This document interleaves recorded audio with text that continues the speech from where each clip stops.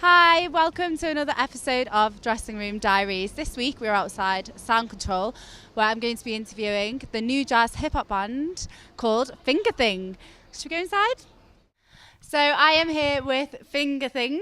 Hi guys. Hi. Would you like to introduce yourselves? My name's Sneaky, and I play a strange double bass. I'm Peter Parker, and I play a turntable and drum machines and other weird sounding electronic boxes. So guys, can you tell us how you first came up with the name? Well, it's very simple, really. It's we use our fingers to make music, so it's a finger thing. It's as simple as that.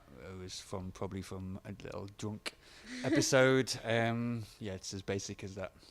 And how did you two guys find each other and collaborate together? I was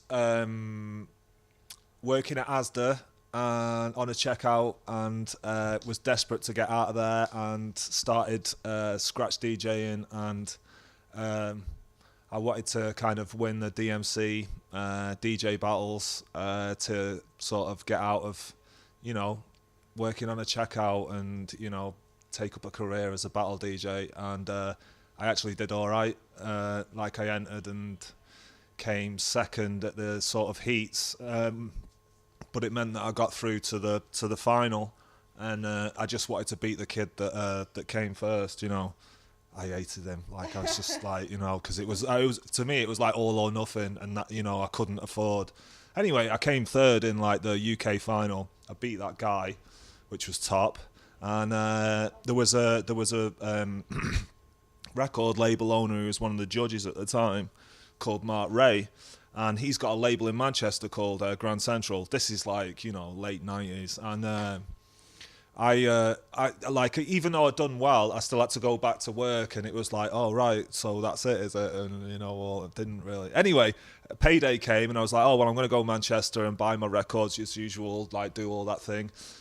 Mark Ray comes walking into the shop, and I didn't clock him or anything. I was just flicking through it, and he was like, aren't you that kid that was battling the other day? I was like, yeah. And he's like, do you want to come and, I've got a record label, do you want to come and work for me? I've got a live band I'm putting together, and a few producers I'm bringing over to do live shows, from New Jersey, this guy called Tony D. Anyway, Sneak had been playing at a night called Eardrum in Manchester, which was DJs with live musicians. It's the first time it had ever been done, And I used to go and watch him and just think, wow, that's amazing, how he can even do that. And it's so weird. It turned out after I agreed to do this, this opportunity that Mark gave me, first day rehearsal, Sneak was in the room, and he'd been drafted in to do this kind of Grand Central thing. And as soon as we met, it was game over for the rest of the world. Where's your favourite place that you've ever played? Favourite place?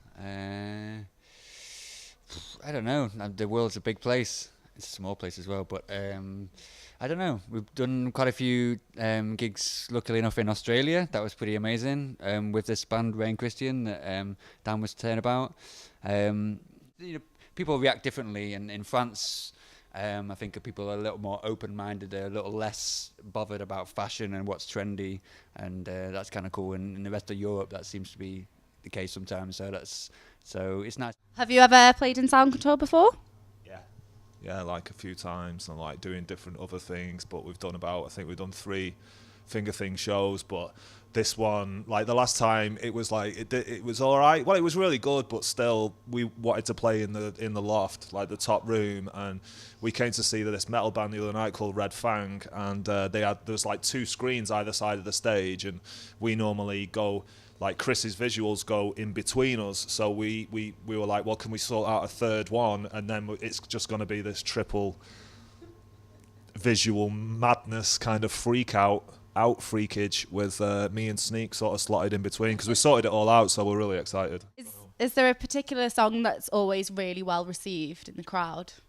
There's one called Head to Head, which is we did it 13 years ago, so kids are just pretty much grown exactly the same as us when we were uber young and making these things. It's I don't know, when people grow up with stuff, there's just a massive amount of nostalgia there.